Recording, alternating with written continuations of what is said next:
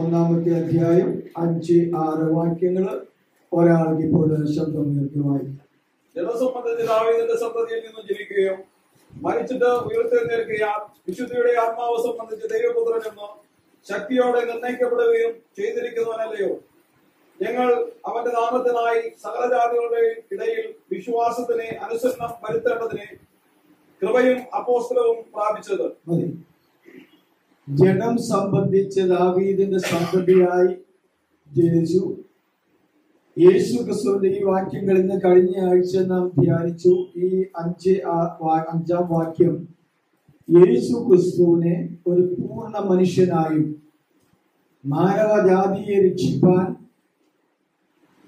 സ്വർഗലോകങ്ങളെ വെടിഞ്ഞു വന്ന് താഴെ ഭൂമിയിലേക്ക് വന്ന് ദാസരൂപമെടുത്ത ജഡമെടുത്ത യേശു ക്രിസ്തുവിന്റെ ഭൂമിയിലുള്ള ജഡത്തിലുള്ള വംശാവലി പ്രകാരം ദാവീദിന്റെ സന്തതി ആണ് എന്ന് നമുക്ക് മനസ്സിലാക്കുവാൻ, നമുക്ക് പഠിക്കുവാൻ സാധിച്ചു.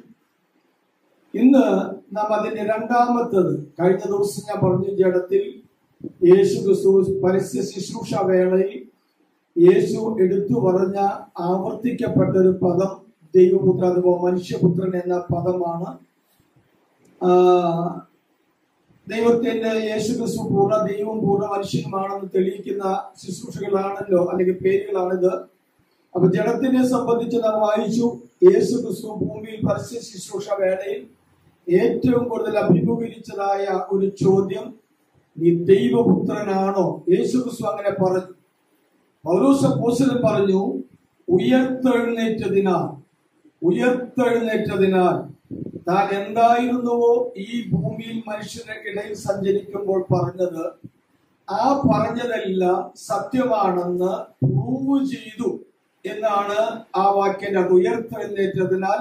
അടുത്ത വാക്ക് നാം ഇങ്ങനെ വായിക്കുന്നു, വിശുദ്ധിയുടെ വാക്കൊന്ന് വായിച്ചതുപോലെ, വിശുദ്ധിയുടെ ആത്മാവ് സംബന്ധിച്ച് വിശുദ്ധിയുടെ ആത്മാവ് സംബന്ധിച്ച് ദൈവപുത്രൻ എന്ന് ശക്തിയോടെ നിർണയിക്കപ്പെടുകയും ചെയ്യുക. അപ്പൊ ഇവിടെ ഒരു വാക്ക് വായിക്കുന്നു, വിശുദ്ധിയുടെ ആത്മാവ്. വേദപുസ്തകത്തിൽ ഈ പദം ഇവിടെ മാത്രമേ ദൈവത്തിന്റെ പരിശുദ്ധാത്മാവിനെ വിശുദ്ധിയുടെ ആത്മാവ് എന്ന പദം കൊണ്ട് ഈ ഒരൊറ്റ ഭാഗത്ത് മാത്രമേ നമ്മൾ പരിചയപ്പെടുത്തുന്നുള്ളൂ. വിശുദ്ധിയുടെ ആത്മാവ്. ഈ വിശുദ്ധി എന്നുള്ള വാക്കിനോടുള്ള ബന്ധത്തിൽ 3 പദങ്ങളാണ് നമുക്ക് കാണുവാൻ, ബൈബിളിനോടുള്ള ബന്ധത്തിൽ കാണുവാൻ വായിക്കുന്നത്. അതിൽ ഒന്നാമത്തെ വാക്ക് ശുദ്ധം എന്നാണ്. ശുദ്ധം. അതിന്റെ ഗ്രീക്ക് വാക്ക് ഹാക്കിനോസ് എന്ന വാക്കാണ്. ഹാക്കിനോസ്. ആ വാക്ക് നിങ്ങൾ എഴുതുന്ന ഒരു പക്ഷേ സ്പെല്ലിംഗ് തെറ്റ് മലയാളത്തിൽ വരാൻ സാധ്യതയുണ്ട്. അടുത്ത ആഴ്ച ഞാൻ ഇതിന്റെ നോട്ട്സുകൾ, പ്രിന്റ് ഔട്ട് ആയ നോട്ടുകൾ നിങ്ങൾക്ക് തരും. അവിടെ പറയുന്നു ശുദ്ധം. ഹാഗ്നോസ് എന്ന് പറഞ്ഞ വാക്കിനെ അത് മലയാളത്തിലേക്ക് വരുമ്പോൾ അതിന്റെ അർത്ഥം വെടിപ്പുള്ളതാണ്. വെടിപ്പുള്ളതാണ്. ഇന്ന് പകൽ ദൈവമക്കൾ മനസ്സിലാക്കണം, വെടിപ്പുള്ളത്. ശുദ്ധം എന്ന വാക്കിന്റെ ഒരു പര്യായ പദമാണ് ശുദ്ധം. ഇന്ന് പകൽ ഒരു ദൈവവൈദ്യനോടുള്ള ബന്ധത്തിലും ഈ 3 പദങ്ങൾ അതിന് ഉപമയായ പര്യായമായിട്ടുണ്ട്. അതിൽ 2 കാര്യങ്ങൾ നമ്മുടെ ജീവിതത്തിൽ ഉണ്ടായിരിക്കണമെന്ന് ദൈവത്തിന്റെ ആത്മാവ് ആഗ്രഹിക്കുന്നുണ്ട്. ഒന്നാണ് ശുദ്ധമായിരിക്കുന്നത്, അതൊരു വെടിപ്പുള്ളതാണ്. നമ്മുടെ ജീവിതം ഇങ്ങനെയുള്ളതായിരിക്കണം, വെടിപ്പുള്ളതായിരിക്കണം. അതിനെ കുറിച്ചല്ല, അതിന് അടുത്ത വാക്ക് നാം ശ്രദ്ധിക്കണം. രണ്ടാമത് നമ്മളോട് ഏറ്റവും അടുത്തു നിൽക്കുന്ന ഒരു പദം വിശുദ്ധം എന്നാണ്. രണ്ടാമത്തെ പദം അഭിപ്രായത്തിലോട് വിശുദ്ധം എന്ന വാക്കാണ്. അത് നമ്മുടെ ജീവിതവുമായി അഥവാ വിശ്വാസ ജീവിതവുമായി വളരെ അടുത്ത് പരിചയമുള്ളതാണ്, ഉണ്ടായിരിക്കേണ്ടതാണ്. ദൈവമക്കളെ കുറിച്ച് വചനം പറഞ്ഞ ഒരു വിശുദ്ധ ജീവനം നടത്തേണ്ടവരാണ്. ദൈവത്തോടുള്ള ബന്ധത്തിൽ, ദൈവ സമ്പർക്കത്തിൽ ഒരു വിശുദ്ധ ജീവനം വചനത്തിന്റെ ധ്യാനത്താലും വചന പഠനത്തിനാലും നമ്മുടെ ആത്മാക്കളെ കഴുകിക്കൊണ്ട് നമ്മുടെ ജീവിതത്തിലെ ജഗത്തിലെയും ആത്മാവിലെയും സകല കന്മഷങ്ങളെയും കഴുകിക്കളഞ്ഞ് നാം വിശുദ്ധരായിരിക്കണമെന്ന് ദൈവം നമ്മെ കുറിച്ച് ആഗ്രഹിക്കുന്നു. ദൈവം ഇന്ന് പകൽ നാം ഇവിടെ ആയിരിക്കുമ്പോൾ കർത്താവ് ഏറ്റവും കൂടുതൽ ആഗ്രഹിക്കുന്നത് നാം വിശുദ്ധരായിരിക്കണമെന്നാണ്. വേറെ ഒരു ക്വാളിഫിക്കേഷനും ദൈവം ഇത്ര ഗൗരവത്തോടെ ചോദിക്കുന്നില്ല. അതിന് കർത്താവ് പറയുന്ന ഒരു കാര്യമുണ്ട്, ഞാൻ വിശുദ്ധനായിരിക്കാൻ നിങ്ങളും നിങ്ങളെ തന്നെ വിശുദ്ധീകരിച്ച് വിശുദ്ധന്മാരായിരിക്കണം. ഒരു വാക്കുകൊണ്ട് വിശുദ്ധരായിരിക്കുന്നത്. എന്നാൽ അതിന്റെ ആഴത്തിൽ വചനം തന്നെ വെളിപ്പെടുത്തുന്നു, ഞാൻ വിശുദ്ധനാകിയാൽ നിങ്ങൾ എന്ത് ചെയ്യണം? നിങ്ങളെ തന്നെ വിശുദ്ധീകരിച്ച് വിശുദ്ധന്മാരായിരിക്കണം. അപ്പൊ ദൈവമക്കൾക്ക് മനസ്സിലായോ? ആമേൻ, പ്രൈസ് ദി ലോർഡ്. വിശുദ്ധീകരിച്ച് നമ്മൾ നമ്മെ തന്നെ വിശുദ്ധീകരിക്കണം. മറ്റുള്ളവരെ വിശുദ്ധീകരിക്കാനും അവരെ നന്നാക്കാനും കഴുകാനും നമുക്ക് എടുക്കാം. എന്നാൽ വചനം പറയുന്നു, ദൈവസന്നിധിയിലേക്ക് വരുമ്പോൾ ഇവിടെ വന്നല്ല, വരുന്നതിന് മുമ്പേ നാം നമ്മെ തന്നെ വിശുദ്ധീകരിക്കണം. വചനത്തിൽ ഇപ്രകാരം പറയുന്നുണ്ട്, ആമേ, കുഞ്ഞാടിന്റെ കല്യാണം വന്നിരിക്കുന്നുവല്ലോ, തന്റെ കാന്തയും തന്നെത്താൻ ഒരുക്കി കാത്തിരിക്കുന്നു. ഒരു സഹായം അവൾക്ക് കിട്ടുന്നില്ല. തന്നെത്താൻ ഒരുക്കി കാത്തിരിക്കുന്നവളാണ് കർത്താവിന്റെ മണവാട്ടി. ഇന്ന് പകൽ ദൈവത്തിന്റെ മക്കള് ശ്രദ്ധിക്കണം. ഈ ദൈവസന്നിധിയിലേക്ക് പ്രാർത്ഥിക്കാനും ആരാധിക്കാനൊക്കെ വരുമ്പോൾ ഈ ബോധ്യം നമുക്കുണ്ടാവാറുണ്ട്. എന്റെ സന്നിധി കളങ്കമില്ലാതിരിക്കും, കുറ്റപറ്റ മനസ്സാക്ഷിയോടെ ഇരിക്കാൻ കർത്താവേ എന്നെ സഹായിക്കണം, എന്നെ കഴുകണമേ എന്ന് പ്രാർത്ഥിച്ചിട്ടാണോ നാം വരുന്നത്? അതിനുവേണ്ടി ദൈവത്തിൽ ഒരുക്കപ്പെട്ടിട്ടാണോ നാം കടന്നു വരുന്നത്? ഇന്ന് പകൽ ദൈവമക്കൾ എപ്പോഴും മനസ്സിലാക്കേണ്ട കാര്യം, ഏറ്റവും പ്രധാനപ്പെട്ട കാര്യം, കർത്താവ് നമ്മിൽ ആഗ്രഹിക്കുന്ന സ്വഭാവ ഗുണം നാം വിശുദ്ധരായിരിക്കണം എന്നാണ്. അത് നമ്മെ തന്നെ വിശുദ്ധീകരിച്ച് വിശുദ്ധരായിരിക്കണം. ദൈവത്തിന്റെ പരിശുദ്ധാത്മാവിനാലും ദൈവത്തിന്റെ വചനത്തിനാലും യേശുക്രിസ്തുവിന്റെ ആത്മാവിനാലും നാം വിശുദ്ധി പാലിക്കണമെന്ന് ദൈവത്തിന്റെ ആത്മാവ് വചനം നമ്മോട് അനുശാസിക്കുന്നു. ഈ വിശുദ്ധം എന്ന വാക്കിനെ ഈ മൂലഭാഷയിൽ പറഞ്ഞ ഹാഗിയോസ് എന്ന വാക്കാണ്. ഹാഗിയോസ് അതിന്റെ മലയാളത്തിലേക്ക് വരുമ്പോൾ അതിന്റെ അർത്ഥം ഇങ്ങനെയാണ്, ഒരു പ്രത്യേക കാര്യത്തിന് വേണ്ടി മാത്രം വേർതിരിയപ്പെട്ടവരാണ്. ഹാഗിയോസ് എന്ന് പറഞ്ഞ വാക്കിന്റെ അർത്ഥം എന്താണ്? ഒരു പ്രത്യേക ദൗത്യ പൂർത്തീകരണത്തിനായി മാത്രം വേർതിരിക്കപ്പെട്ടവരാണ്. അതാണ് ഹാഗിയോസ്, അതാണ് വിശുദ്ധം എന്ന വാക്കിന്റെ നിർവചനം. ഇന്ന് പകൽ ഞാൻ ദൈവമക്കളോട് ചോദിക്കട്ടെ, ദൈവം തനിക്ക് വേണ്ടി തന്റെ ദൗത്യ നിർവഹണത്തിന് വേണ്ടി എന്നെ അതിനുവേണ്ടി മാറ്റിയിരിക്കുന്ന ഒരു വ്യക്തിയാണ് എന്ന ബോധ്യത്തിലാണോ നാം ദൈവത്തെ സേവിക്കുന്നത്? വിശുദ്ധനായിരിക്കണമെങ്കിൽ ഒരു ദൗത്യ പൂർത്തീകരണത്തിന് വേണ്ടി ദൈവം നിന്നെ വേർതിരിച്ചിരിക്കുകയാണ്. അപ്പോസ്തലൻ എന്ന വാക്കിനെ ധ്യാനിച്ചപ്പോൾ ഞാൻ പറഞ്ഞു, ഐക്യപ്പെട്ടവനാണ്. ആമേൻ, പ്രൈസ് ദി ലോർഡ്. ഐക്യപ്പെട്ടവനാണ് അപ്പോസ്തലൻ, ഒരു പ്രത്യേക സന്ദേശം കൊടുക്കാൻ. ഇന്ന് പകൽ കർത്താവിനാൽ ഐക്യപ്പെട്ട നമ്മുടെയൊക്കെ ജീവിതത്തിൽ ദൈവം നമ്മെ ഏൽപ്പിച്ച ദൗത്യം നാം ചെയ്യാറുണ്ടോ? ഞാൻ പറഞ്ഞല്ലോ, റോമാലേഖന പഠനം പൂർത്തീകരിക്കുമ്പോൾ എന്നെ കേൾക്കുന്ന നിങ്ങളെല്ലാം സുവിശേഷകരായിരിക്കണം. സഭയിൽ വരുമാനമില്ലെങ്കിൽ കുഴപ്പമൊന്നുമില്ല, നിങ്ങളെല്ലാം കർത്താവിന്റെ പേരിൽ അവനായിരിക്കണം. ഇന്ന് പകൽ ഞാൻ പറയട്ടെ, പ്രത്യേകമായി ഒരു കർത്തവ്യം ചെയ്യാനായി അതിനുവേണ്ടി വേർതിരിച്ചവരാണ് നമ്മൾ. ഈ ബോധ്യത്തോടെ ജീവിക്കുമ്പോൾ നമ്മുടെ വീട്ടിൽ ഒരുപാട് പാത്രങ്ങൾ, ഞാൻ ഈ വിശുദ്ധി എന്ന പദം വ്യാഖ്യാനിച്ചു തരാൻ ആ പദം ഉപയോഗിക്കുന്ന അത്ര യോഗ്യമല്ല, എങ്കിലും നമ്മൾ മനസ്സിലാക്കുവാൻ വേണ്ടി ഞാൻ ഒന്നുകൂടെ വിശദമായി ഒന്ന് താഴ്ന്നു പറയാം.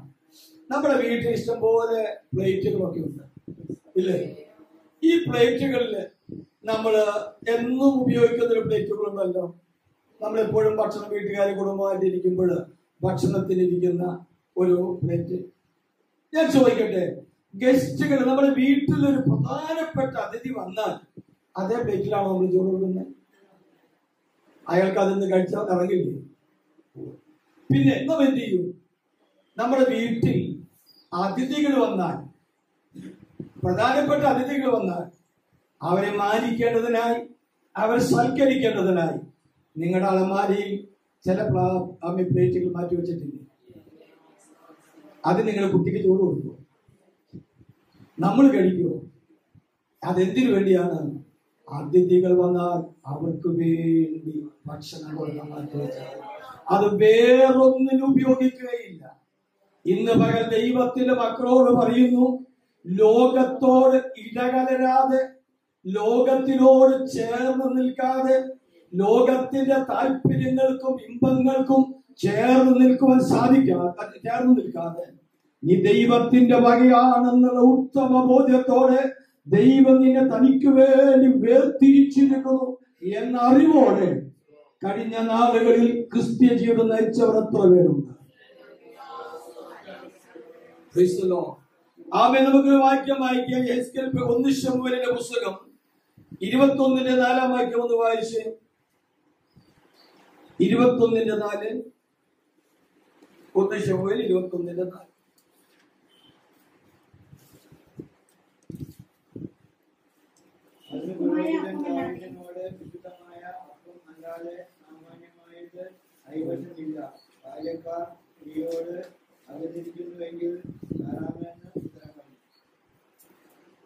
എന്താ പറഞ്ഞത്? ദാവീദിന് കിട്ടിയ ഉത്തരവാണ് ദേവാലയത്തിൽ നിന്ന്. ആ വാക്യം ഒന്നും കൂടെ വായിച്ചു വെച്ചില്ല. അല്ല, ആരെങ്കിലും വായിക്കും. അതിന് പുരോഹിതൻ ദാവീദിനോട് വിശുദ്ധമായ അപ്പമല്ലാതെ സാമാന്യമായതൊന്നും കൈവശമില്ല. അപ്പോൾ ബൈബിൾ പ്രകാരം, തിരുവചന പ്രകാരം വിശുദ്ധമായത് അല്ലെങ്കിൽ അതിന്റെ പേരെന്താണ്? സാമാന്യം. വിശുദ്ധമായതല്ലെങ്കിൽ അത് സാമാന്യമുള്ളതാണ്. ഇന്ന് പകൽ ദൈവമക്കളോട് ഞാൻ പറയട്ടെ, ഒരു വിശുദ്ധ ജീവിതം നയിക്കുന്നില്ലെങ്കിൽ, ലോകത്തിൽ എല്ലാറ്റിനോടും ചേർന്ന് നീ ജീവിച്ചാൽ നീ വെറും സാമാന്യമായതാണ്. ദൈവത്തിന് നിന്നെ കൊണ്ട് ഒരു ഗുണവും വരികയില്ല, ഒരു പ്രയോജനവും നമുക്കില്ല. നാം വേഷത്തിൽ ഇന്ന് എനിക്ക് ഭയങ്കര സന്തോഷമുണ്ട്. കാരണം നല്ലൊരു ശതമാനം ആളുകളെയും കാണുമ്പോൾ ഒരു വെള്ള ഡ്രസ്സിന്റെ ഒരു കാണുന്നുണ്ട്. വെള്ള എടുക്കണമെന്ന് നമ്മുടെ സഭയിലെ നിയമമൊന്നുമില്ല. പക്ഷെ വെള്ള ഒരു യോഗ്യമായ വസ്ത്രം, ഒരു ചന്തം. ഇപ്പൊ കാണുമ്പോൾ തന്നെ ഒരു ഭംഗിയുണ്ട്. ഒരു ഫോട്ടോ എടുത്ത ഞാൻ പറഞ്ഞത് കാര്യം വേറെ. അപ്പോൾ ദൈവമക്കൾ എപ്പോഴും മനസ്സിലാക്കേണ്ട ഒരു കാര്യമുണ്ട്. നീ ദൈവത്തിന് വിശുദ്ധമല്ലെങ്കിൽ, അകത്തും പുറത്തും വിശുദ്ധമല്ലെങ്കിൽ, നീ നിന്നെ തന്നെ ഓരോ ദിവസവും വിശുദ്ധീകരിക്കുന്നില്ലെങ്കിൽ നിന്റെ പേര് സാമാന്യമായതാണ്. സാമാന്യമായതാണ്. ഞാൻ ഒരിക്കലും കാറിന്റെ കാര്യം പറഞ്ഞില്ലേ, വാങ്ങിക്കാൻ പോയത്.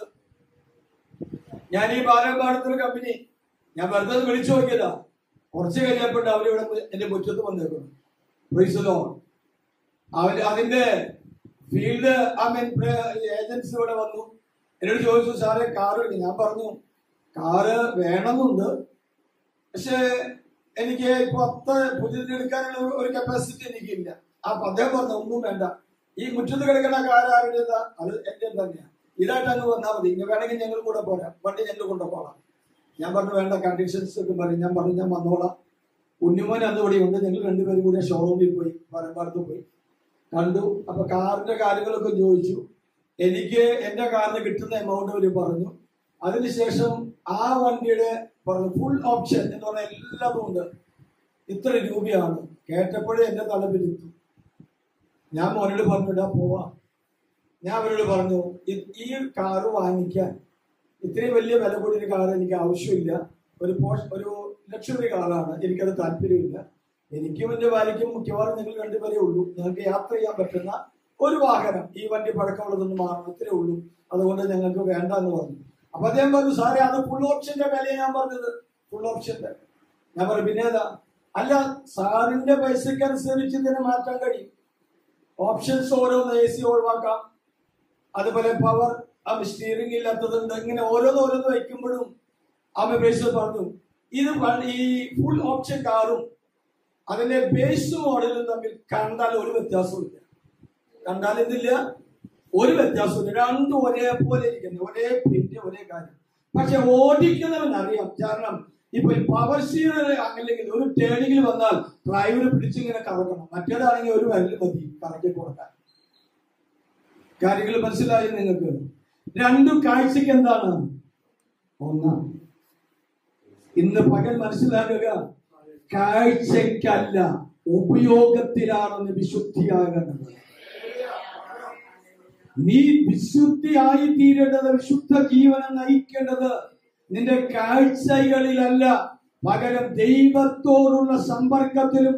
അഗ്നിജ്ഞാനക്കൊത്ത കണ്ണുകളുള്ളവൻ നിന്നെ നോക്കുമ്പോൾ നീ സാമാന്യമായതാൽ എല്ലാവരും പാടുമ്പോ നീയും പാടും.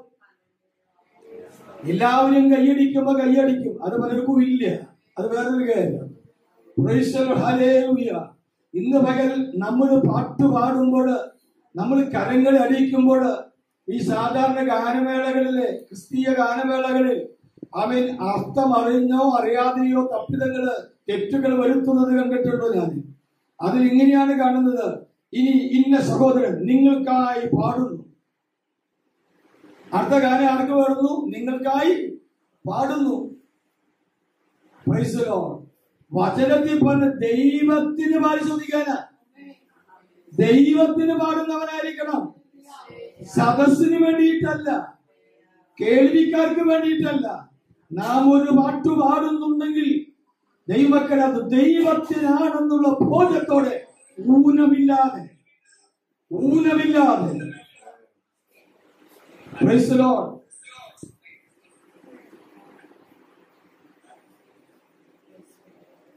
ഊനമില്ലാതെ ആയിരിക്കണമെന്നുള്ള കാര്യം മനസ്സിലാക്കുക. ഞാൻ ചോദിക്കേണ്ടത്, കഴിഞ്ഞാൽ നമ്മൾ പാട്ട് പാടാൻ പോകുന്നത്. Praise the Lord. എല്ലാവരും പാട്ട് പാടി ദൈവത്തെ ആരാധിക്കുമ്പോൾ പാട്ട് കേട്ടിരിക്കുന്നവരും നമ്മുടെ ഇടയിലുണ്ട്. എല്ലാവരും ചേർന്ന് പാടുമ്പോൾ പാട്ട് കേൾക്കുന്നവർ അല്ല ദൈവമക്കളെ. നാം ഇതിന്റെ അകത്ത് പാടുന്നത് ഒരു പാട്ട് ദൈവത്തിന് പാടാനാണ്. ആ ബോധ്യമുണ്ടെങ്കിൽ എങ്ങനെ നമ്മൾ പാടും? പൂർണ്ണ ശക്തിയോടെ, പൂർണ്ണ മനസ്സോടെ, പൂർണ്ണ ഹൃദയത്തോടെ, പൂർണ്ണ ആത്മാവിൽ വേണം നീ പാടാൻ. പാട്ട് പാടിയാൽ നിന്റെ അകത്ത് തോന്നണം, ഇതിൽ കൂടുതൽ ശക്തി, ശബ്ദം എനിക്കില്ല, ഇതിൽ കൂടുതൽ കൈയടിക്കാനുള്ള ശക്തി എനിക്കില്ല, ഇതിൽ കൂടുതൽ ശബ്ദമുയർത്താനുള്ള ശബ്ദം എനിക്കില്ല. എനിക്ക് ദൈവം തന്ന ആത്മാവിന്റെ പൂർണ്ണതയിൽ ഞാൻ ദൈവത്തെ ആരാധിച്ചു.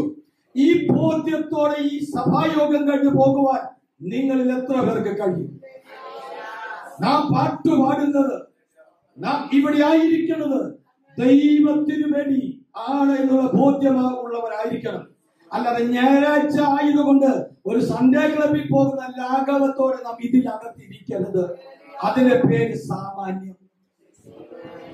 അപ്പോ ഇവിടെ പുരോഹിതൻ പറയുകയാണ്, ദേവാലയത്തിൽ കാഴ്ചയപ്പത്തിന് ആ മേശമേൽ വെക്കുന്ന വിശുദ്ധമായതൊഴികെ സാധാരണക്കാരന് മറ്റുള്ളവന് കൊടുക്കുവാൻ, ബിഷപ്പിന് കൊടുക്കുവാൻ കഴിയുന്നതൊന്നും ഇവിടെ ഇല്ല. അപ്പൊ വിശുദ്ധി എന്ന വാക്കിന്റെ വിപരീതം എന്താണ്? സാമാന്യം. അത് പൂർത്തീകരിക്കാനായിട്ട് ഒരു വാക്യം കൂടെ വായിക്കുന്നു. മുന്നോട്ട് വാക്യം വായിച്ചു പോകണം. യെഹെസ്കേൽ 44:23 വായിച്ച്. യെഹെസ്കേൽ പ്രവചനം 44:23.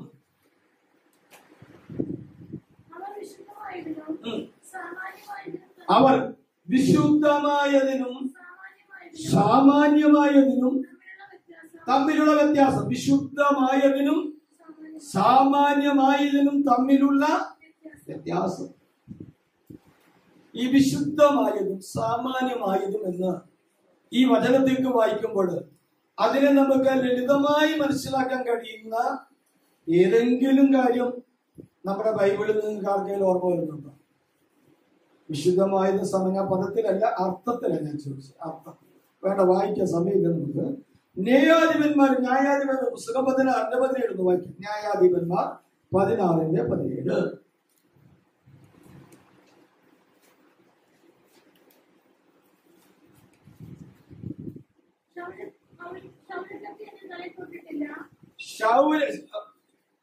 ചൗരക്കത്തി എന്റെ തലയിൽ തൊട്ടിട്ടില്ല.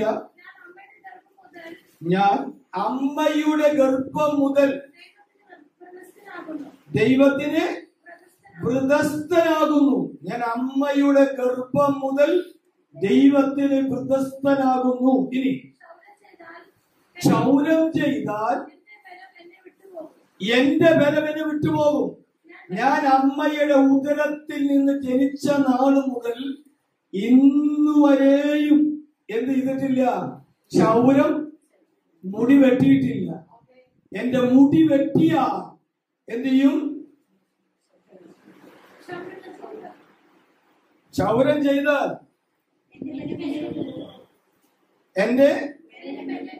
എന്റെ ബലം എന്ത് ചെയ്യും? എന്നെ വിട്ടുപോകും. എന്റെ മുടി വെട്ടിയാൽ, ക്ഷൗരം എന്നുള്ള വാക്കിൽ മുടി വെട്ടിയാൽ നമ്മുടെ ഭാഷയിൽ അങ്ങ് പറഞ്ഞുള്ളൂ, കൺഫ്യൂസ്ഡ് ആവരുത്. അവൻ ഞാൻ എന്റെ മുടി വെട്ടിയാൽ എന്റെ അമ്മയുടെ ഉദരത്തിൽ നിന്ന് ജനിച്ച നാള് മുതൽ ഈ സമയം വരെ എന്റെ മുടി വെട്ടിയിട്ടില്ല. എന്റെ മുടി വെട്ടിയാൽ ഞാൻ ശേഷം അവൻ എന്റെ ബലം എന്ത് ചെയ്യും? നശിച്ചു പോകും. എന്നിട്ട് വാക്കുകൂടെ പറയുന്നുണ്ട്, ഞാൻ ബലഹീനനായ ശേഷം ആരെ പോലെ? അപ്പൊ ഇവ മനുഷ്യനല്ലേ? ശിംഷോ മനുഷ്യനല്ലേ? അതെ. പിന്നെ എന്താ ഈ വാക്കിന്റെ അർത്ഥം? വീണ്ടും പറഞ്ഞ മനുഷ്യനെ പോലെ എന്ന് പറയുന്നു. എന്ന് പറഞ്ഞാൽ ഞാൻ ഒരു സാധാരണക്കാരനായി തീരും. ഇന്ന് പകൽ എന്നെ കേൾക്കുന്ന ദൈവജനത്തോട് ഞാൻ ചോദിക്കുന്നു, നീ സാധാരണക്കാരനല്ല. ആമേൻ. നീ സാധാരണക്കാരനല്ല.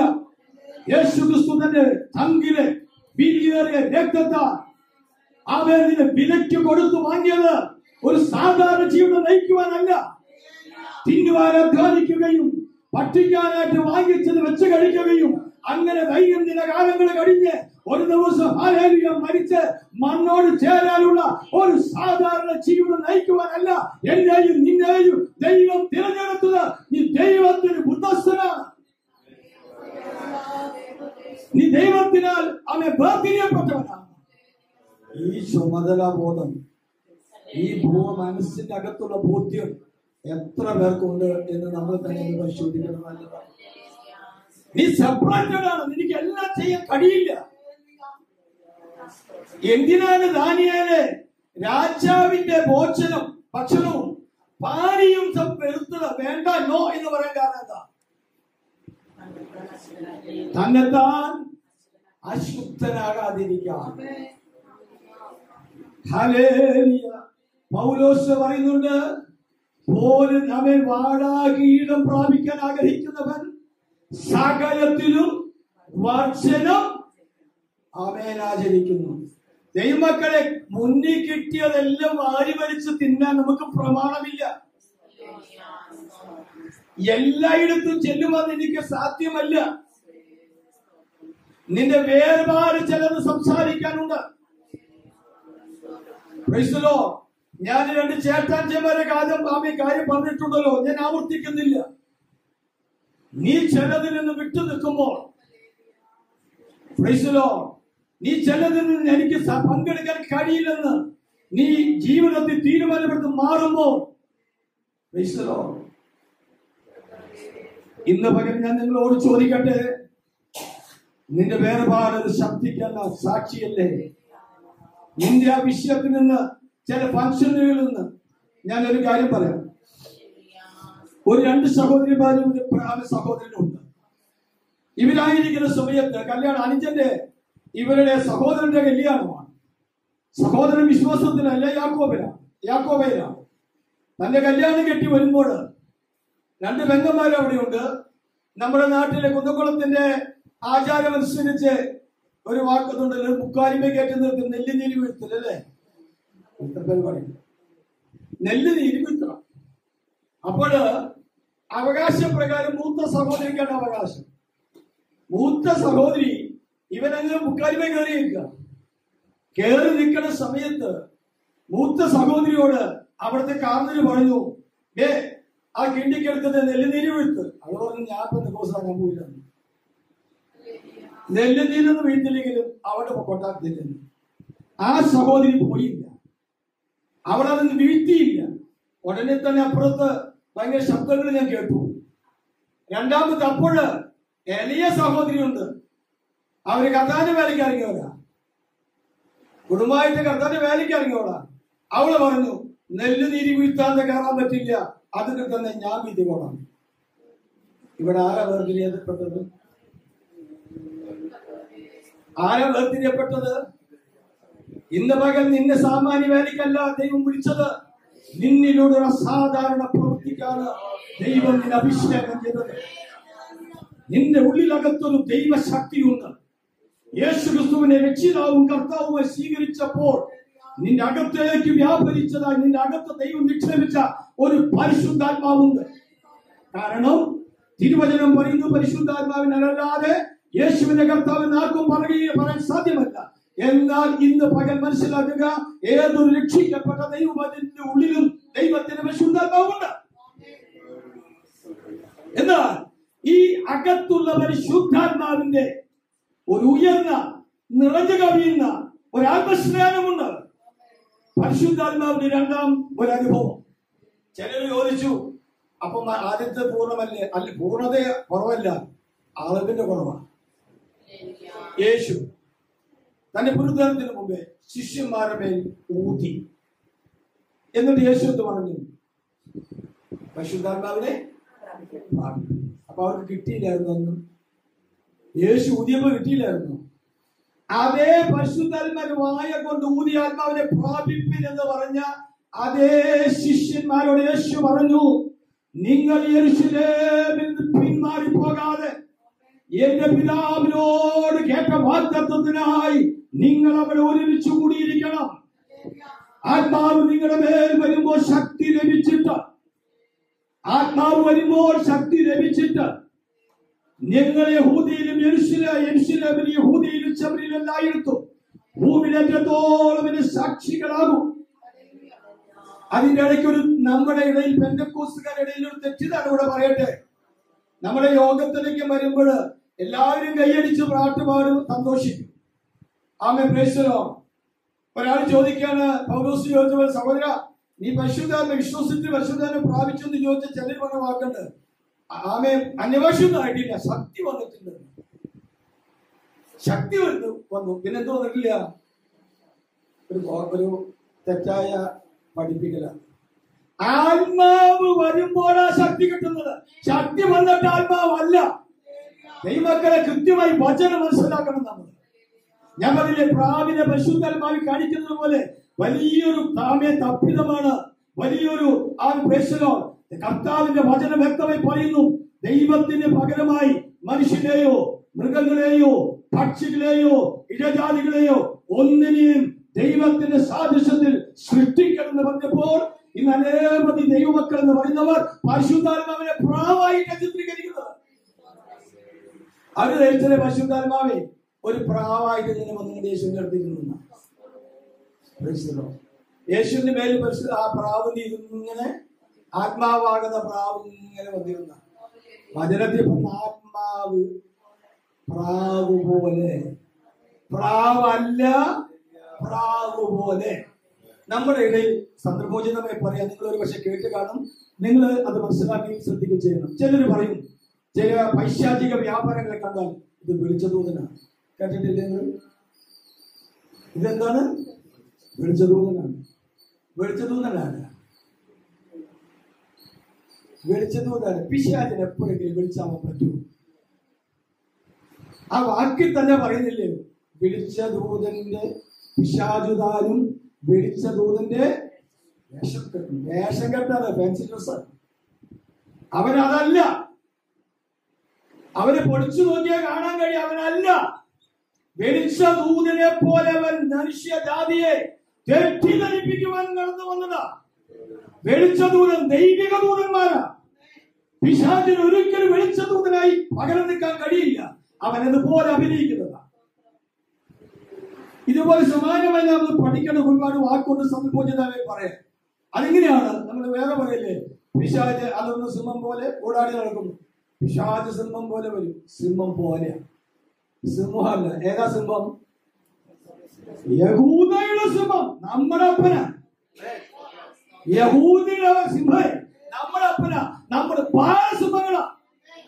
സിംഹം ഗർജിക്കുന്നു, ആ നടുങ്ങാതിരിക്കും. അപ്പന്റെ മക്കളാ നമ്മളെങ്കിൽ ആ സ്വഭാവമൊക്കെ നമ്മുടെ അകത്തൊന്ന് വെളിപ്പെടണം.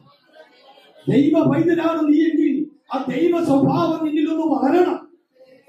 ഇന്ന് പകൽ എത്ര പേർക്ക് അതിന് സാധിക്കും? എത്ര പേർ അതിന് തങ്ങളെ തന്നെ ഒരിക്കൽ കാത്തിരിക്കുന്നുണ്ട്?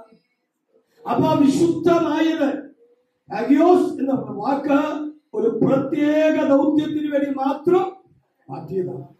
ഇവിടെ പറയുന്ന വിശുദ്ധമായതിനും സാമാന്യമായതിനും. ശിംശോന്റെ ജീവിതത്തിൽ പറയുന്നു, എന്റെ വൃദ്ധം മാറിയാൽ ഞാൻ ശേഷം മനുഷ്യനെ പോലെ ആയിത്തീരും. നമ്മുടെ ജീവിതം എങ്ങനെയാണ്? ഒരു സാധാരണക്കാരനെ പോലെ എല്ലാ ദിവസവും കാലത്ത് ഭക്ഷണം ചോറും കഞ്ഞിക്കും വെച്ച് അത് കഴിച്ച് കർത്താവെ തന്നതിനായി സ്തോത്രം എന്ന് പറഞ്ഞ് രാവിലെ ഒരു പ്രാർത്ഥന പ്രാർത്ഥിച്ചു, വേണമെങ്കിൽ 3 അധ്യായം വായിച്ചു, വൈകിട്ട് ആകുമ്പോൾ പ്രൈസ് ഹല്ലേലൂയ ദൈവത്തോട് പ്രാർത്ഥിച്ചു, കർത്താവിന്റെ പക്കൽ തന്ന എല്ലാ സാധനങ്ങൾക്കായി സ്തോത്രം എന്ന് പറഞ്ഞു. അതാണ് നമ്മുടെ ജീവിതം. എന്നും ആവർത്തിക്കുന്ന യാന്ത്രികതയാണ് നമ്മുടെ ജീവിതം. ഇവിടെ ഉപവാസ പ്രാർത്ഥനയ്ക്ക് പങ്കെടുക്കുന്നവർക്ക് അറിയാം, അവരുടെ ജീവിതത്തിൽ വലിയ മാറ്റമുണ്ട്. പങ്കെടുക്കുന്ന എല്ലാവർക്കും വലിയ മാറ്റം കിട്ടി. അവര് പറഞ്ഞു, ബൈബിള് വായിക്കണമെന്ന് നിങ്ങൾക്ക് അറിയില്ലായിരുന്നു, ഇപ്പോഴൊക്കെയാണ് ബൈബിളിൽ ഇങ്ങനെയൊക്കെ കാര്യങ്ങൾ കിടക്കുന്നതെന്ന് മനസ്സിലാക്കി. ഇന്ന് പല ദൈവമക്കൾ മനസ്സിലാക്കണം. നമ്മുടെ വ്യക്തിപരമായ ജീവിതത്തിൽ നമ്മൾ തിരിച്ചറിയണം, ഒരു സാധാരണ മനുഷ്യനെ പോലെ ജീവിച്ച് മരിച്ചൊടുങ്ങാനല്ല ദൈവം നമ്മളെ വേർതിരിച്ചത്. നിന്നെ ഒരു പ്രത്യേക ദൗത്യത്തിന് വേണ്ടി ദൈവം കണ്ടിരിക്കുക. ഈ വാക്യങ്ങളുണ്ട്, ഞാൻ വായിക്കുന്നത് നോട്ട്സ് തരുമ്പോൾ നിങ്ങൾക്ക് പ്രിന്റ് നോട്ട്സ് തരുമ്പോൾ അത് വായിക്കാം. ഇനി മൂന്നാമത്തെ പദം, ഒന്ന് വിശുദ്ധ ആ വാക്കിന്, ഒന്ന് ശുദ്ധം, അതിന്റെ വിപരീതം അശുദ്ധം. രണ്ടാമത്തെ ഒന്നാമത് ശുദ്ധം ഹാഗ്നോസ്, അതിന്റെ അർത്ഥം വെടിപ്പുള്ളത്. 2 വിശുദ്ധം, അതിന്റെ ഗ്രീക്ക് വാക്ക് ഹാഗിയോസ്, അതിന്റെ അർത്ഥം അവൻ ഒരു പ്രത്യേക കാര്യത്തിന് വേണ്ടി മാത്രം വേർതിരിയപ്പെട്ടത്. ഇനി മൂന്നാമത്തെ പദം പരിശുദ്ധാത്മാവ്. വേദപുസ്തകത്തിൽ ആദ്യോടൊന്നും അവൻ പരിചയപ്പെടുത്തുന്നത് ദൈവത്തിന്റെ ആത്മാവിനെ പരിശുദ്ധാത്മാവെന്നാണ്. ഞാൻ നേരത്തെ പറഞ്ഞല്ലോ, റോമാലേഖനത്തിൽ മാത്രം ഒരു പ്രാവശ്യം ആവർത്തിക്കുന്ന പേരാണ് വിശുദ്ധിയുടെ ആത്മാവ്. മനസ്സിലാക്കണം, അവൻ പരിശുദ്ധാത്മാവ് എന്ന ഈ വാക്കിനെ ഗ്രീക്ക് പദ വാക്ക് ഹോസിയോസ്. ഈ പദം പരിശുദ്ധാത്മാവ് അഥവാ ഹോസിയോസ് എന്ന പദം ദൈവത്തിന് മാത്രം അവകാശപ്പെട്ടു. അത് വേറൊരാൾക്കും എടുക്കുവാൻ, പരിശുദ്ധൻ എന്ന പേര് ലോകത്തിൽ ഒരു മനുഷ്യനും എടുക്കുവാൻ സാധ്യമല്ലെന്ന് ദൈവത്തിന്റെ വചനം പറയുന്നു. വെളിപ്പാട് പുസ്തകം 15-ാം അധ്യായം 4-ാമത്തെ വാക്യം വായിച്ചു. കർത്താവേ, ആർ നിന്റെ നാമത്തെ ഭയപ്പെടാതെ മഹത്വപ്പെടുത്താതെയും ഇരിക്കും. നീയല്ലോ പരമപരിശുദ്ധന്മാരിൽ ഒരാൾ. അങ്ങനെയാണോ വായിച്ചേക്കുന്നത്? നീയല്ലോ ഏക പരിശുദ്ധൻ.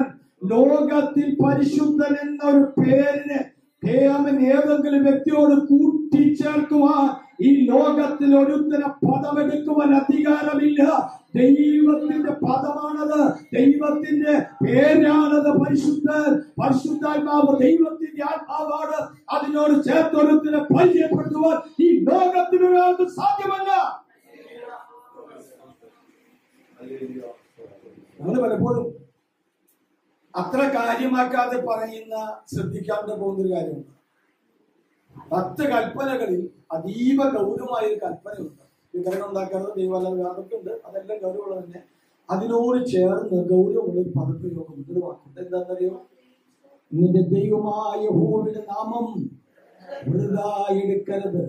ദൈവം തമ്പുരാനെ ആരെന്നറിയാതെ ദൈവേന്ന് വിളിച്ചാലുണ്ടല്ലോ, വൃഥാ എടുക്കുന്നവന് ദൈവം ശിക്ഷിക്കാതെ വിടുകയില്ല. ഇത് നമുക്ക് തമാശ കളിക്കാനുള്ള സമയമേ കാര്യമല്ല. ഈ പദം നാമം എടുക്കുമ്പോൾ ഞാൻ പലപ്പോഴും നിങ്ങളോട് പറയാറുണ്ടല്ലോ, നമ്മൾ പ്രാർത്ഥിക്കുമ്പോൾ ദൈവത്തെ ഉയർത്തണം. ഇപ്പൊ നമ്മുടെ ഇടയിൽ യേശുനാമക്കാര് കൂടിക്കൊണ്ടിരിക്കുക. എത്ര പഠിപ്പിച്ചാലും യേശുനാമക്കാര് കൂടിക്കൊണ്ടിരിക്കുക. ഞാൻ പറഞ്ഞത് നിങ്ങൾക്ക് മനസ്സിലായോ? ആമേൻ, പ്രൈസലോ.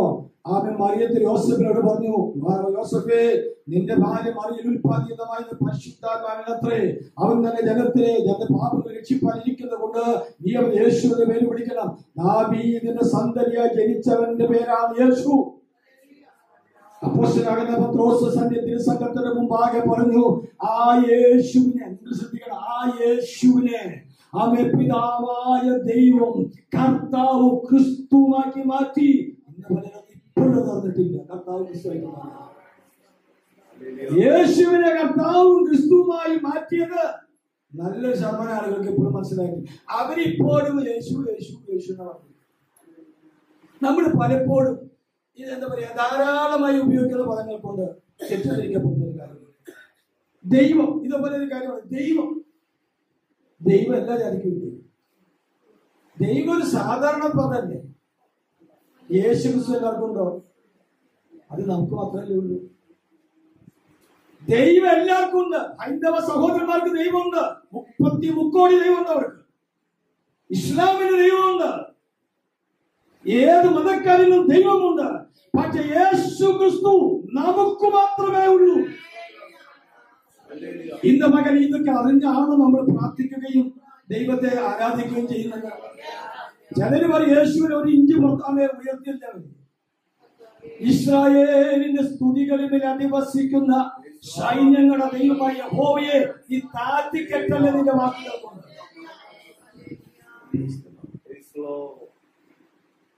ഇന്ന് പകൽ ദൈവമക്കളെ, നമ്മൾ യേശു ക്രിസ്തുവിന്, യേശുവല്ല, യേശു ക്രിസ്തു അഭിഷക്തനാകുന്ന മിശിഹ ദൈവത്തിലാണ്, കർത്താവിലാണ് നാം വിശ്വസിക്കുന്നത്. അഭിഷക്തനായ യേശു ക്രിസ്തുവിനാണ് നമ്മുടെ ആശ്രയം. നാമങ്ങൾക്ക് അർത്ഥമുണ്ട്, നാമങ്ങൾക്ക് അർത്ഥമുണ്ട്. അതുകൊണ്ട് ഞാൻ പറഞ്ഞത് നമ്മുടെ പ്രാർത്ഥനകളില് രക്ത രക്ത രക്തം എന്ന് പറയില്ലെന്ന് പറഞ്ഞ കാര്യം, ഈ നാട്ടിലെ ഹല്ലേലൂയ ഇവിടെ ഇരുന്നിട്ട് ഞാൻ പറയണം രക്ത രക്ത രക്തം എന്ന് പറയാം. അപ്പുറത്തൊരാളിൽപ്പെട്ട ഒരു പെണ്ണ്, അവള് പോലും മുപ്പത്തിന് ഭയങ്കര ഇഷ്ടമുള്ളതാണ്. അവിടെ ബലി കൊടുക്കുന്നത് എന്താണ്? കോഴിയുടെ ചോര, ആട്ടുകുട്ടിയുടെ ചോരയില്ല. അപ്പൊ ചോര എന്ന് പറഞ്ഞാൽ മുമ്പിൽ വരാണ്ടിരിക്കുവോ? യേശുവിന്റെ രക്തം എന്ന് പറയാൻ, പൂർണ്ണതയിൽ പറയാൻ നീ പഠിക്കണം.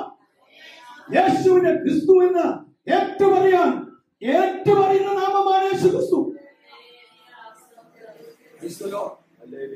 നമ്മുടെ നാവിനെ പരിശീലിപ്പിക്കണം യേശു ക്രിസ്തു. നമ്മുടെ ഇടയിൽ ഞാൻ പറഞ്ഞത് യേശു നാമക്കാര് കൂടിക്കൊണ്ടിരിക്കുക. ഇത്ര പഠിപ്പിച്ചാൽ ഇത് മാറണം. നാം കർത്താവിനെ അറിഞ്ഞ് സേവിക്കുന്നവരാ. അബദ്ധത്തിൽ ഇങ്ങനെ ഒരു അപ്പൂപ്പനാടി പോലെ പോകുന്നവരല്ല, അറിഞ്ഞ് സേവിക്കുന്നവരാ. അപ്പോൾ പരിശുദ്ധാത്മാവിന്റെ പേര് ഹോസിയോസ് എന്ന് പറഞ്ഞാൽ അവനോട് വായിച്ചു, നീയല്ലോ. ഒന്നും കൂടെ വായിച്ച വെളിപ്പാട് 15:4, കർത്താവേ ആർന്നിന്റെ നാമത്തെ ഭയപ്പെടാതിരിക്കും, മഹത്വപ്പെടുത്താതിരിക്കും, നീയല്ലോ ഏകപരിശുദ്ധൻ. നിങ്ങളുടെ ജീവിതത്തിൽ നിങ്ങൾ പലരും മിക്കവാറും ആൾക്കാരെ പള്ളിയിലായിരുന്നവർ, സമുദായ സഭകളിലായിരുന്നവർ, ഏതെങ്കിലും മെത്രാന്മാരെ വാഴിക്കുന്നത് നിങ്ങൾ കണ്ടിട്ടുണ്ടോ? ആരെങ്കിലും? സിമി കണ്ടല്ലോ. പിന്നെ ആരെങ്കിലും ഉണ്ടോ?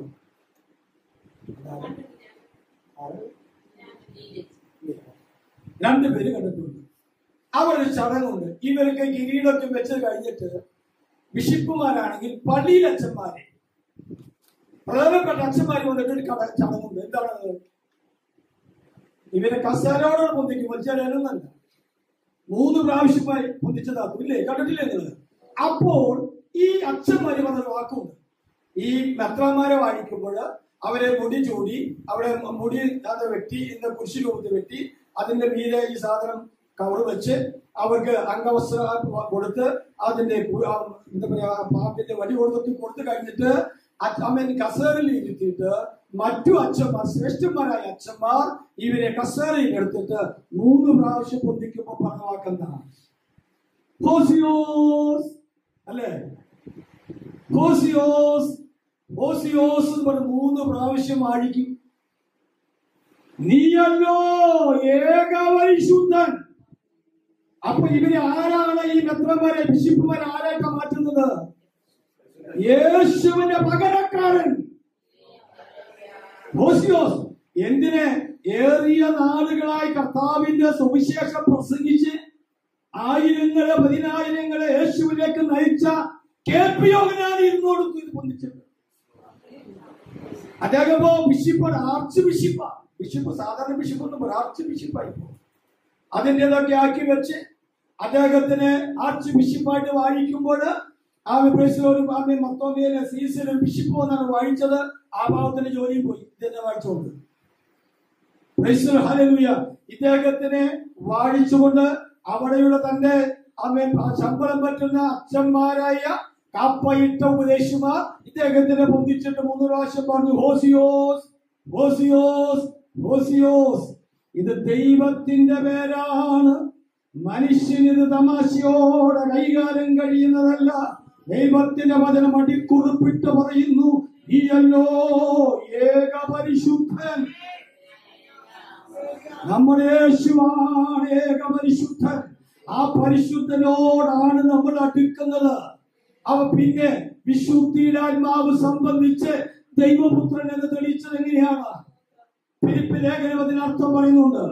ആമേൻ. തന്റെ സ്വർഗത്തിലുള്ള സകല മഹത്വവും വെടിഞ്ഞ് ദൈവത്തോടുള്ള സമത്വം വേണ്ട എന്ന് പറഞ്ഞ് ആമേൻ ശപിക്കപ്പെട്ട പാപത്തിന് അനുസരണക്കേടിനാൽ ശാപഗ്രസ്തമായ മനുഷ്യജാതിയെ വീണ്ടും ദൈവസന്നിധിയിലേക്ക് അവൻ വിളിച്ചു ചേർക്കുവാൻ, ഒന്നിച്ചു ചേർക്കുവാൻ ദാസരൂപം എടുത്ത് സ്ത്രീയുടെ ആമേ സഹോദരിയുടെ ആമേൻ പ്രൈസലോ ഗർഭപാത്രത്തിൽ ഒതുങ്ങി ഈ ലോകത്തെ മുഴുവൻ സൃഷ്ടിച്ച ദൈവപുത്രൻ, വാക്കിനാൽ ഉരുവാക്കിയ ദൈവപുത്രൻ ഒരു ചെറിയ ഗർഭപാത്രത്തിൽ ഒരുങ്ങി ആമേൻ 10 മാസം പ്രകൃതി നിയമപ്രകാരം അതിനകത്ത് ഒതുങ്ങിക്കൂടി ജനിച്ച് ആമേൻ വളർന്ന് പ്രൈസലോ ഹല്ലേലൂയ ആമേൻ 33 വർഷക്കാലം ജീവിച്ചത് ആമേനെയും നിങ്ങളെയും രക്ഷിപ്പാൻ, നമ്മുടെ പാപത്തിൽ നിന്ന് പിടിപ്പിക്കാൻ, നമ്മുടെ ശാപങ്ങളെ മാറ്റാനായി നമ്മുടെ യേശു കർത്താവ് നമുക്ക് വേണ്ടി കാൽവരി കുരിശിൽ മരിച്ച് നമ്മുടെ പാപത്തെ ശാപത്തെ ചുമന്നൊഴിക്കാൻ വേണ്ടി മുമ്പിലേക്ക് വന്നതുകൊണ്ടാണ് അവൻ പരിശുദ്ധൻ എന്ന പേരിൽ അല്ല വിശുദ്ധൻ എന്ന പേരിൽ അറിയപ്പെടാൻ ആഗ്രഹിച്ചത്. നമ്മോടുള്ള സ്നേഹം. അപ്പൊ വിശുദ്ധിയുടെ ആത്മാവ് സംബന്ധിച്ച് ദൈവപുത്രൻ ഉയർത്തെഴുന്നേറ്റതിനാൽ ദൈവപുത്രൻ അഥവാ ദൈവമെന്നും സ്ഥാപിച്ചു. അപ്പൊ 5-ാം വാക്യത്തിൽ 2 കാര്യം തെളിയിക്കുന്നു. യേശു ദൈവമാണ്, യേശു മനുഷ്യനാണ്, പൂർണ്ണ മനുഷ്യനും പൂർണ്ണ ദൈവമാണ്. അതിന് ഉയർത്തെഴുന്നേൽപ്പിനാലാണ് ഈ കാര്യങ്ങൾ സംഭവിച്ചത് എന്ന് നമ്മൾ പറഞ്ഞല്ലോ. അതിന് കഴിഞ്ഞ ആഴ്ച പഠിപ്പിച്ചത് നിങ്ങൾ ചേർത്ത് വെക്കുക. ഉയർത്തെഴുന്നേൽപ്പ് പുനരുത്ഥാനം എന്ന വാക്കിനെ ആമേൻ പറയുന്നത് വിൻഡിക്കേറ്റ് അഥവാ ന്യായീകരണം. വിൻഡിക്കേറ്റ് എന്താ ന്യായീകരിച്ചത്? എന്താ യേശു ന്യായീകരിച്ചത്? ദൈവപുത്രനാണ്. ക്രൂശിക്കെടുക്കുമ്പോ പോലും പിശാച് ചോദിച്ചു, നീ ദൈവപുത്രനോ? നാട്ടുകാരെ കളിയാക്കി ദൈവപുത്രനല്ലേ, ഇറങ്ങി വാ. ഇന്ന് പകൽ എന്തെല്ലാം പ്രലോഭനങ്ങൾ വന്നാലും നാം ദൈവപുത്രനെ തെളിയിക്കാൻ ദൈവത്തിന്റെ അവസരമുണ്ട്. അതിനുമുമ്പ് മനുഷ്യന്റെ വാക്കുകൾക്ക് മുമ്പിൽ നാം ദൈവത്തിന്റെ പൈതങ്ങളാണ് തെളിയിക്കേണ്ട. യേശുവാണ് നമ്മുടെ മാതൃക. സമയങ്ങൾ കഴിഞ്ഞല്ലോ. നമുക്ക് ഞാനിവിടെ പ്രാർത്ഥിച്ച് അവസാനിപ്പിക്കട്ടെ. എല്ലാവരും ധ്യാനത്തോടെ ദിവസം നമുക്ക് പാട്ടുപാടി ദൈവത്തെ ആരാധിക്കാം. കർത്താവിന്റെ